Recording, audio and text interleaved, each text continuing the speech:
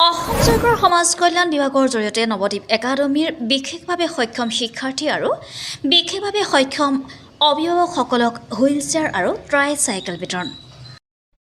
হোজাই জিলাৰ সিংগিৰপাৰাত স্থাপিত ব্যক্তিগত খণ্ডৰ বিদ্যালয় নৱদ্বীপ একাডেমীৰ বিশেষভাৱে সক্ষম শিক্ষাৰ্থী আৰু বিশেষভাৱে সক্ষম অভিভাৱকসকলক আজি একোখনকৈ হুইল চেয়াৰ আৰু ট্ৰাইচাইকেল বিতৰণ কৰা হয়।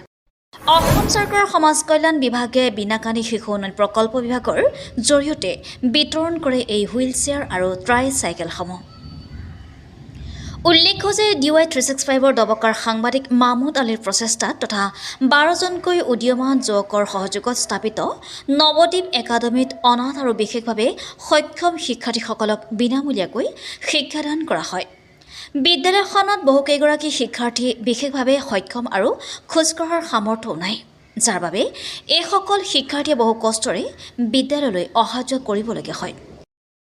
আনহাতে বহুকেইজন শিক্ষাৰ্থীৰ অভিভাৱকো বিশেষভাৱে সক্ষম আৰু অতি দৰিদ্ৰ হোৱাত এখন ট্ৰাইচাইকেল কিনিবলৈ অক্ষম হৈ পৰিছিল, যাৰ বাবে আজি নৱদ্বীপ একাডেমীৰ তৎপৰতাত আৰু সমাজ কল্যাণ বিভাগৰ সহযোগত বিদ্যালয়খনৰ বিশেষভাৱে সক্ষম 4গৰাকী শিক্ষাৰ্থীক একোখনকৈ হুইল চেয়াৰ আৰু বিশেষভাৱে সক্ষম 3জন অভিভাৱক তথা স্থানীয় লোকক একোখনকৈ ট্ৰাইচাইকেল বিতৰণ কৰা হয়। বিতৰণী অনুষ্ঠানত DY 365ৰ দবকাৰ সাংবাদিকৰ লগতে যুৱ সমাজকৰ্মী সোহেল আহমেদ উপস্থিত আছিল। এই হুইল চেয়াৰ আৰু ট্ৰাইচাইকেলৰ ব্যৱস্থা কৰি দিয়াৰ বাবে বিনাকানি সংসদ শিশু উন্নয়ন আৰু প্ৰকল্প বিষয়াক ধন্যবাদ জ্ঞাপন কৰে বিদ্যালয় কৰ্তৃপক্ষ আৰু স্থানীয় ৰাইজে। News x report, A News Assam 24।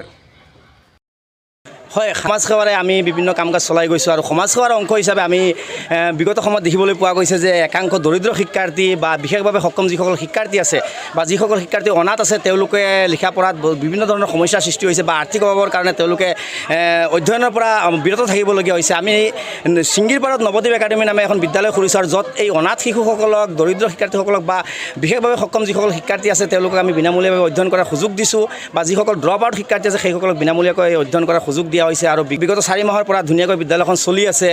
প্ৰায় 300 শিক্ষাৰ্থী এই বিদ্যালয়খনত আছে আৰু বিভিন্ন সময়ত দেখিবলৈ পোৱা গৈছে যে আমাৰ বিদ্যালয়ৰ ছাত্ৰ ছাত্ৰীসকলে বিভিন্ন ধৰণৰ সমাজ সেৱাৰ কামত নিজে আগবাঢ়ি গৈছে। কেইদিনমান পূৰ্বে এই গাঁৱৰ ৰাস্তা যিটো জৰাজীৰ্ণ পথ আছিলে সেই পথত তেওঁলোকে একদম ৰাবিচানীত এই পথটো নিজে শিক্ষাৰ্থীসকলে মেৰামতি কৰিছে আৰু আজি এইখন বিদ্যালয়ৰ যিসকল বিশেষভাৱে সক্ষম শিক্ষাৰ্থী হওক বা সেই শিক্ষাৰ্থীসকলৰ যিসকল বিশেষভাৱে সক্ষম অভিভাৱক হওক সেই অভিভাৱকসকলক বিনাকান্দি সংহত